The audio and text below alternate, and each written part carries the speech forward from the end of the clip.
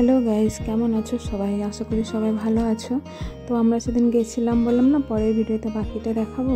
তো ওখান থেকে চলে এসেছিলাম গণপতি টেম্পল। এটা তো আমরা আগে কখনোই আসিনি, তো ভাবলাম চলো আজকে দেখে নিই। যখন আমরা গেছিলাম তখন পুজো হচ্ছিল, পুজো টুজো দেওয়া হচ্ছিল ওই সময়। আর কেমন আমাদের ওখানের মতো বেঙ্গলের মতো গণপতি না, এখানে শুধু দেখে বোঝাই যাবে না। আর ওই যে পিছনে লাইটিংটা দেখা যাচ্ছে, ওটা একটা অশ্বত্থ গাছ। তো ওটাকে এমন সুন্দর করে লাইটিং করে দেওয়া আছে, আমি তো প্রথমে বুঝতেই পারিনি। তারপর মন্দিরের বাইরেটা বেরিয়ে দেখলাম একটা অশ্বত্থ গাছ উপর দিয়ে দেখা যাচ্ছে। তারপর কিছু লোককে জিজ্ঞেস করে, বললো ওই ভিতরে যেটা আছে লাইটিং করা ওটাই বাইরেটা। তারপর ওর পাশেই ছিল লক্ষ্মী, সরস্বতী, তারপরে রাম লক্ষ্মণ,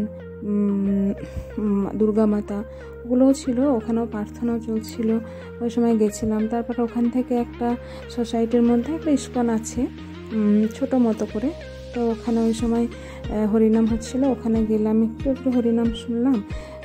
আর আমরা যেহেতু কৃষ্ণ ঠাকুরের ভক্ত সবাই, তো ওই জন্য আমাদের ইস্কনটা একটু বেশি ভালো লাগে। ওখানে গেলাম, তারপরে ওখানে একটু হরিনাম শুনে সন্ধে হয়ে গেছিলো, যার জন্য সবার খিদে পেয়ে গেছিলো।